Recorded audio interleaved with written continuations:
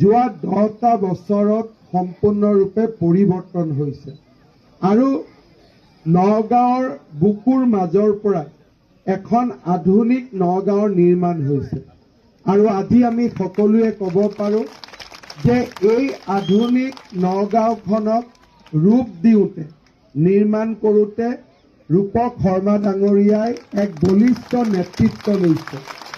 আজি ৰূপক শৰ্মা ডাঙৰীয়াৰ নেতৃত্বত নগাঁৱৰ সম্পূৰ্ণ পৰিৱৰ্তন আমি দেখা পাইছোঁ। কেইদিনমান পিছত আমাৰ ভূপেন হাজৰিকা ক্ষেত্ৰ উদ্বোধন হ'ব আৰু চাওঁতে চাওঁতে নগাঁৱে এটা নতুন জীৱন পাইছে। এটা সময়ত নগাঁও লাহে লাহে স্থবিৰ হৈ গৈছিল। সেই নগাঁওখনক ৰূপক শৰ্মাই প্ৰাণৱন্ত আৰু জীৱন্ত কৰি গঢ়ি তুলিলে। মই বিশ্বাস কৰোঁ আৰু 5টা বছৰ অহা 5টা বছৰত নগাঁৱৰ আৰু অধিক উন্নয়ন হ'ব। আমি সকলো ৰূপক শৰ্মাৰ লগত থাকিম। নগাঁৱৰ আৰু বিকাশ হ'ব, নগাঁৱৰ উন্নতি হ'ব আৰু মধ্য অসমত এখন প্ৰাণকেন্দ্ৰ হিচাপে